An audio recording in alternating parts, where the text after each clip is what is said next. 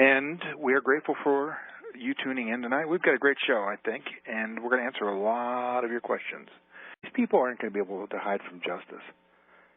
You know, God allows us to make so many choices in life, and then when it's clear what direction we want, I think that's pretty much when there's a demand or an accounting for what we've done with our lives. And for some people, it takes their entire lives. Some of them may go into the eternities, and that's where it's demanded. God's justice is His thing, not mine. And if you're in those situations, then you just do the best you can. And whatever experience a person is supposed to go through, they're going to go through. You know, some people can drive down the street, and they can hit a nice spot, and they can recover from that, and they just go about their day as if nothing happened. And then there's other individuals that are going to hit that ice spot, and it's going to turn into a fatal car accident. You know, things work out, my friends. There is a God. He oversees the affairs of men. He has a plan for each one of us. And the purpose of life is to experience both good and evil. That's why it's all there, so that we can choose. It's a great plan. He knows what He's doing. And there isn't anything, no matter how evil, that in the end won't be for our benefit if we go through it.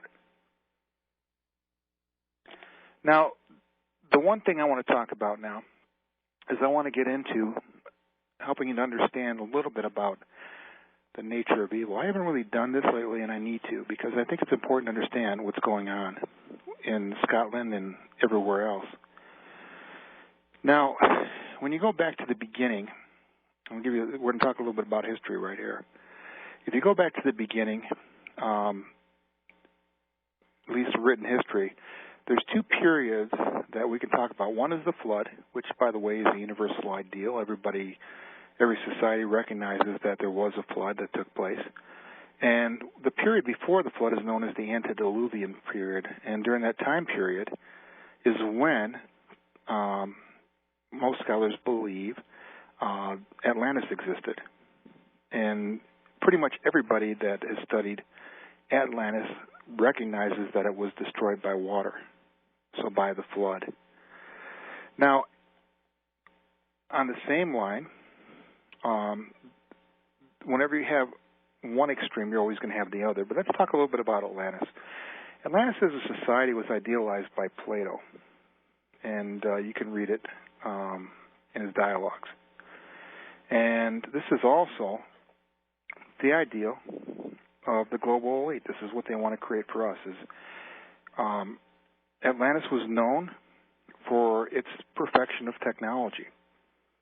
And they had technological advancements that were greater than even we have today. And basically, their technology was perfect. But let me tell you how they operated. They believed they operated under the principle that mankind deserves to be enslaved. And they had an entire economy that was based on slavery. It was fascism. And literally, the 1%, the ruling class, governed over the other 99%, which literally served as their slaves. Expendable slaves, I might add. And you and I have never experienced this, but we're talking about where men and women and children are nothing more than disposable commodities. And you can imagine the great evils that existed in this society. The violence, the pedophilia, the other things that went along with it. Because here's the thing. Power does corrupt, and absolute power corrupts absolutely. In the words of Teddy. But here's the thing. These individuals in Atlantis, they worshipped Satan. They worshipped Satan through a dual being known as, we'll talk about his name, but the point is that they worshipped the human mind, they worshipped science, and they had literally no compassion whatsoever, understanding of people. And that was one extreme. Now, the other extreme, and I'm going to talk about some religious principles here, and you can research what I'm telling you. It was the world of Enoch. And the world of Enoch was built on the belief that man will make the right choice if it's presented to him. Not all men, but some men. And it was built as a society around good people making good choices. And as a result, the need for an authoritarian system didn't exist. And there were no slaves because everyone was treated equally. And if you understand the early systems of Christianity, there was no poor because they ministered to the poor. They took care of them. And everybody worked to the best of their ability. Everybody did what they could. And literally, tradition holds that Zion was caught up into heaven. And we're going to talk about that when this returns. Understand this, the principles I'm teaching you, they know. The global elite know these things that I'm trying to teach you right now. So stay with me, we'll be right back. Now, what I'm trying to convey is that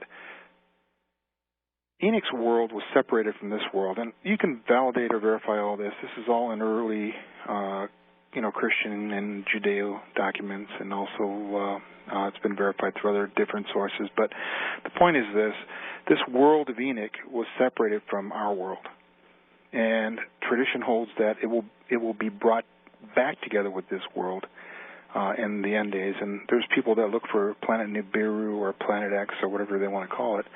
The reality is that there is this world of Enoch that will be reunited with our world in the last, or at the last day, or in the last days. And basically, the world of Atlantis was destroyed. And this is the world that they're trying to recreate.